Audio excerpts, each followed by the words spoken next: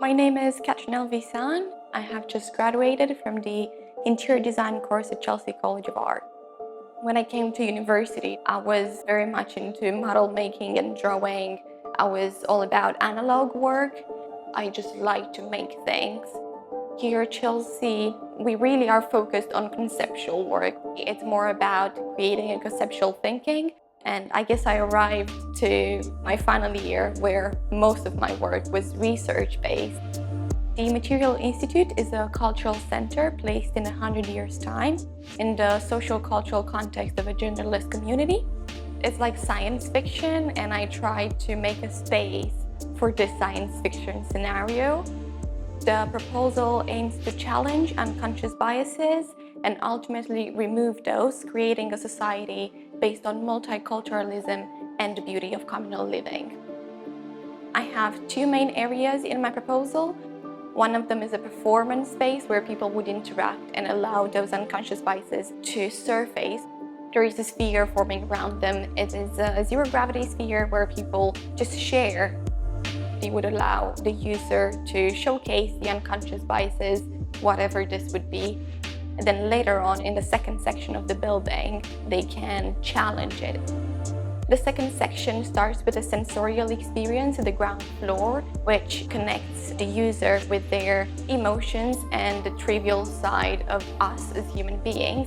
And later on, at the first floor, they arrive to the cogitation space where they lay on a lounge point in a fetal position, and they can transport themselves into the past to see the gender biases that would have occurred, for example, in our day and age.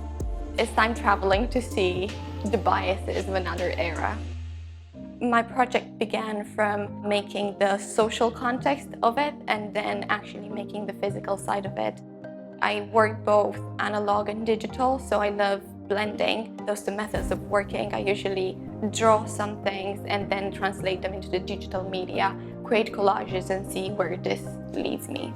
For example, if I draw something, I scan it and then I take it to Photoshop and I start adding things in to kind of see how the space would work. And then I take it to Illustrator and I add additional things, mostly line work and other like illustrative characters. And once I'm happy with that, I usually take it to 3D and I create a space. And then after I do a render in 3D, I take it back to Illustrator and add additional elements to the space.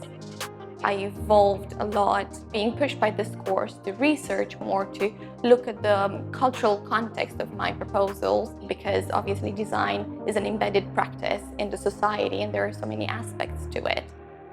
Most of our projects in the first 2 years were group projects. We would just sit around the table in groups in different areas of the studio. You share ideas and concepts, and it's really helping every individual as a designer. I have done a summer internship. I have also worked in the industry as a freelancer, which has been really great for me because I could see how I can get my ideas and research into real life.